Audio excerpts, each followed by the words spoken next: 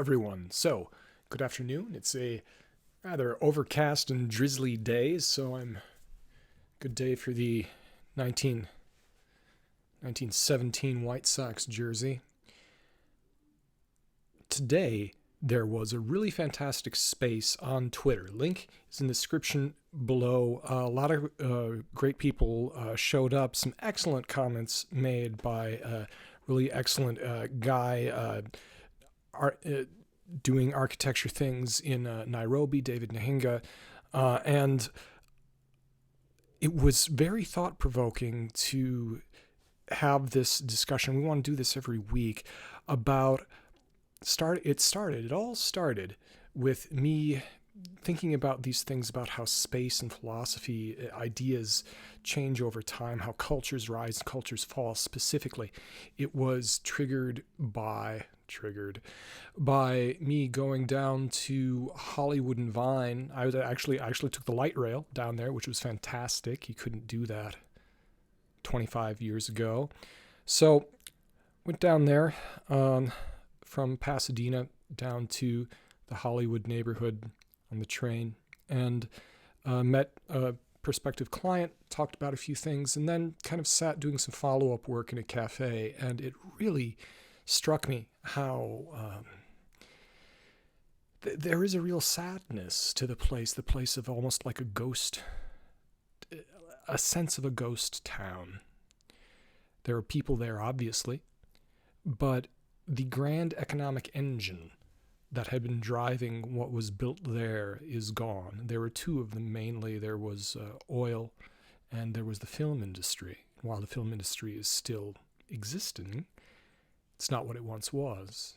But things like this happen. There are places then in the periphery that are very different. There are places right near there, the place where I am right now, South Pasadena, places in the foothills, all kinds of places with people building lots of things, people who, despite what you hear in the news, places with great police departments, places with very good schools, people living their lives and real growth happening, but it doesn't happen at the same place. The place that was dominant in the old paradigm kind of hollows out.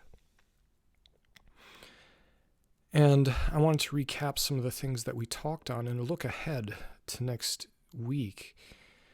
One of the things that David Nahinga brought up that I thought was very interesting was about a connection of truth, that we are living in an area and in a time when things are so abstracted. He was saying everyone is focusing on just numbers and getting lost in numbers, many other things besides. I encourage everyone to go listen to that. And then I responded, just adding on to what he said about the way that truth is seen changes as culture changes, as civilization changes, and it changes in meaningful ways. And, well, if a culture is disconnected from truth, that's one way of doing it, which is very unhealthy. But, for example, he brought up the Pythagorean theorem. That was great. We talked about that and about how the understanding of the Pythagorean theorem has changed over time.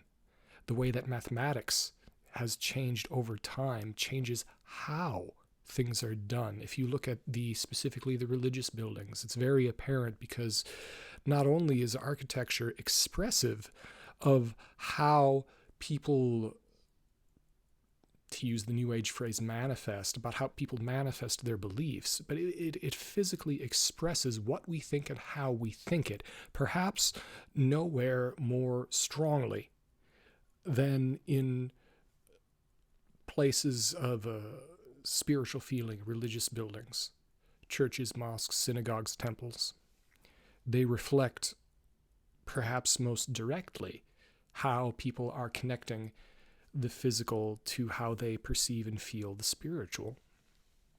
And I really think we are going through another one of those phase changes right now. One of the things that I'd like to talk about for next week is the idea of, I ran a pitch about this article, and so I'm going to be developing this idea. Since religions are going through a kind of phase change, the religions that have been around for hundreds or even thousands of years are not the exact same thing.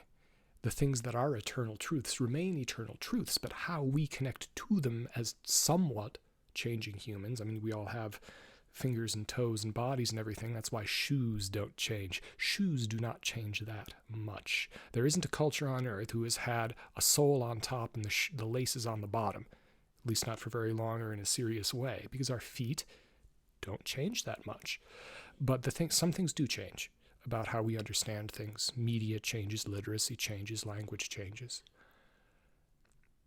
Religions change, even religions that are considered the same religion. There are certain breaks, certain transformations.